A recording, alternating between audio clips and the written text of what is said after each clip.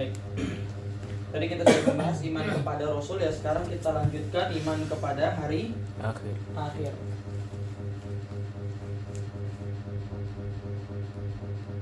Atau hari kiamat.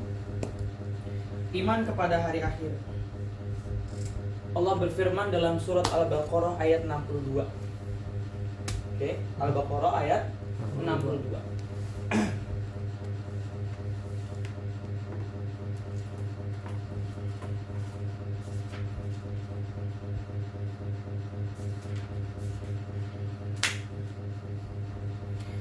A'udzu billahi minasyaitonir rajim. Innal ladzina amanu wal ladzina hadu wan nasara was-sabiina man amana billahi wal yaumil akhir. Sesungguhnya orang-orang yang beriman, orang-orang Yahudi, orang-orang Nasrani dan orang-orang Sabi'in, ya. Siapa saja di antara mereka yang beriman kepada Allah dan hari akhir, wa 'amila shalihan falahum ajruhum 'inda rabbihim wala khaufun 'alaihim wala hum yahzanun. Ya. Dan mereka melakukan kebaikan, mereka mendapat pahala dari Tuhannya. Tidak ada rasa takut pada mereka dan mereka tidak bersedih hati. Oke. Baik. Di sini Allah bilang orang-orang yang beriman, orang-orang Yahudi, orang-orang Nasrani dan orang-orang Sabi'in, ya. Sabi'in ini maksudnya umat sebelum Nabi Muhammad. Ya. Sabi'in ini adalah umat sebelum Nabi Muhammad. Umat-umat sebelum Nabi Muhammad, ya. Kesimpulannya adalah siapa saja di antara mereka yang beriman kepada Allah dan hari akhir dan melakukan kebaikan, mereka mendapat pahala dari Tuhannya. Tidak ada rasa takut pada mereka dan mereka tidak pernah bersedih hati.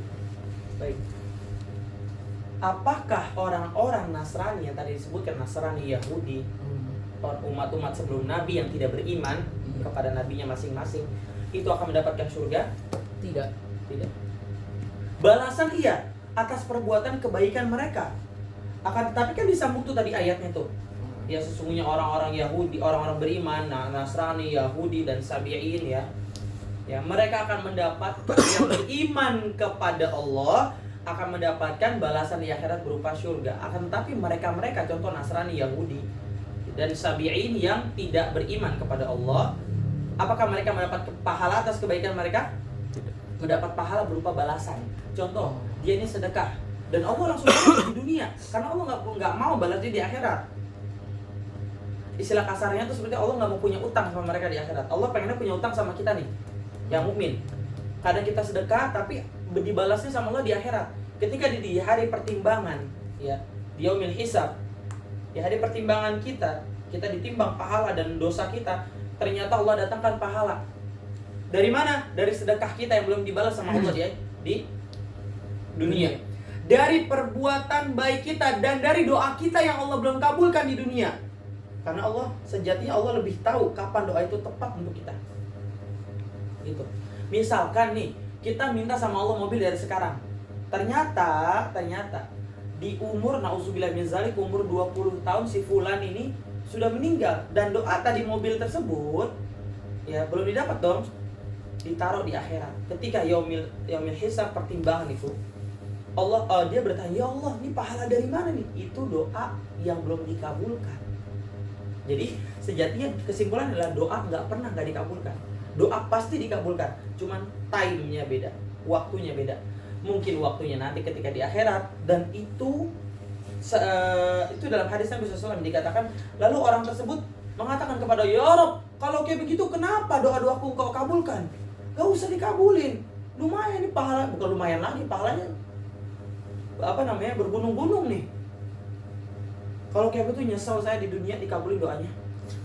Iya, karena balasan dari doa yang belum dikabulkan adalah pahala yang begitu besar. Sejatinya Allah berfirman dalam surat Al-Imran ayat ke lembar kiri paling bawah, "Innallaha la yukhliful mi'ad." Sesungguhnya aku tidak pernah menyalahi janjiku. Pasti aku balas. Mau sekarang ataupun di akhirat kelak. Tapi kalau orang-orang yang tadi disebutkan, Yahudi, Nasrani dan Sabi'in yang tidak beriman kepada Allah, gak bakalan dapat pahala berupa dia akhirat, gak bisa. dibalas di dunia. Atas kebaikan mereka dibalas. Karena mereka melakukan kebaikan, dibalas. Tapi untuk surga, no way. Kecuali di antara mereka yang mu'allaf, masuk Islam. Oke? Tuh, beriman kepada hari akhir dalam surat tadi Pak sebutkan. Kita ambil contohnya aja. Sampelnya di Quran surat Al-Baqarah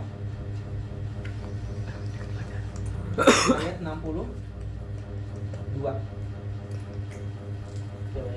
Nanti kalian di rumah bisa pelajari rekamannya dan kalian baru tulis. Oke. Ini harian. Sekarang yang nanti kalian tulis itu yang cukup yang akidah aja. Sedikit kok. Serahin beriman kepada hari akhir dan beriman kepada qada dan qadar.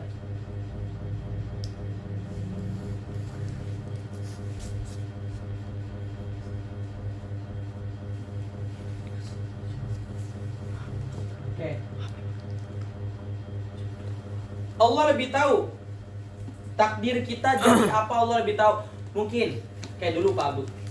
Pak Abdul bermimpi banget pas SD pengen jadi TNI.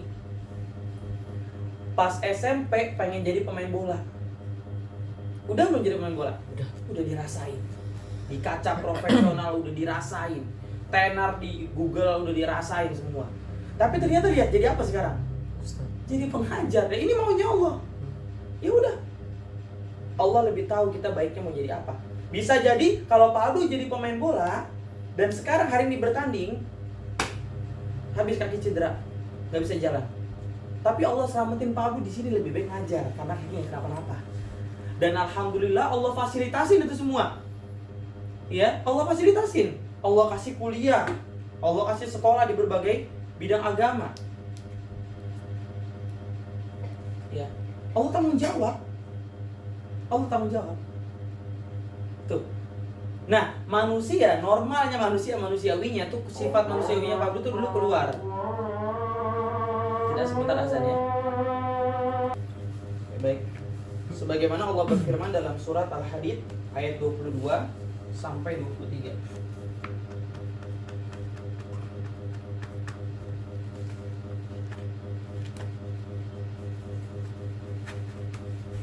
Ayat 22 sampai 23. Silakan dieksplor Al-Hadid 22 sampai 23. Explore bin 22 sampai 23. Iya, yang baca Radit.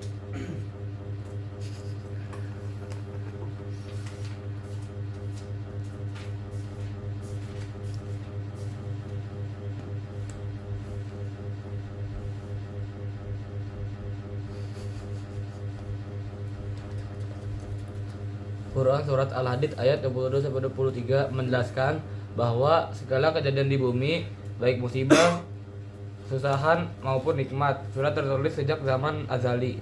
Ayat ini juga menjelaskan bahwa Allah tidak menyukai orang yang sombong dan membanggakan diri. Baik. Ayatnya, arti ayatnya. Itu kesimpulannya, arti ayatnya.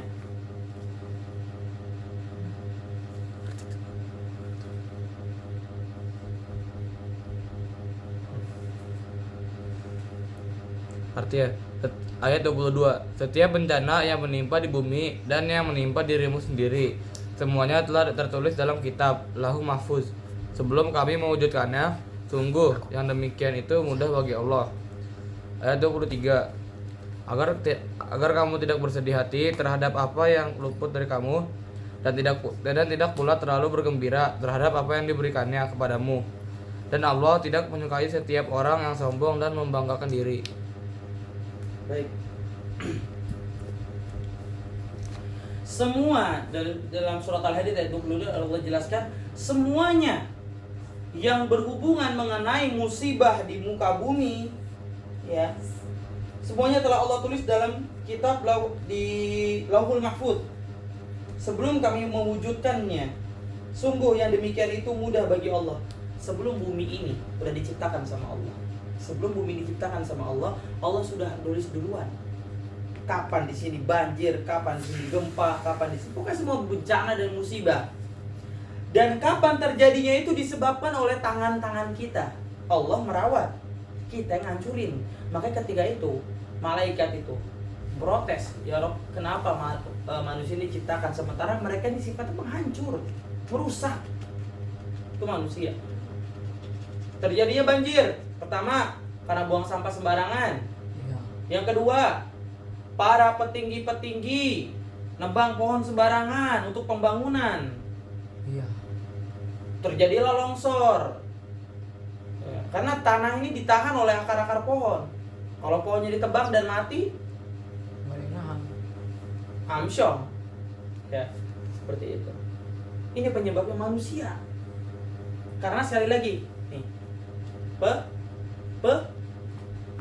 perut, urusan makan, hajat, urusan to'am, Poan. makanan, fulus. Kan mereka dapat fulus buat isi apa? Perut. Kalau udah berurusan sama perut, ya. Perut ini udah, apalagi orang yang tidak memiliki akidah dan tauhid yang kuat, perutnya udah lapar, maling pun jadi dia. Seperti itu.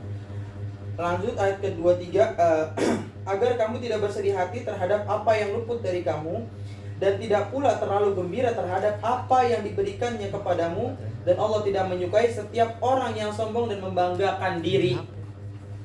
Jelas sampai sini? Oke, tadi Allah sindir di situ, agar kamu tidak bersedih hati terhadap apa yang luput dari kamu. Maksudnya apapun yang terjadi kepada diri kamu, misalkan itu ya keburukan misalkan, jangan mudah bersedih hati. Itu adalah qada dan qadarnya Allah. Di balik itu semua ada kebaikan yang mungkin kita belum sadari dan belum kita ketahui. Sebagaimana Pak Abu. Pak Abu berbangga banget dulu jadi pemain bola. Ketika Allah berhentikan, Allah taruh jadi kerja menjadi security, itu patah banget hati. Nah, saya pemain bola nih, yang biasa turun bis, pakai headset, pakai jaket, sekarang jaga pos, bayangin. Protes dulu manusiawinya Pak Abu keluar. Karena ilmu agama Pak Abu belum secukup itu gitu loh. Kalau sekarang mungkin insya Allah bisa menahan. Tapi dulu, wah.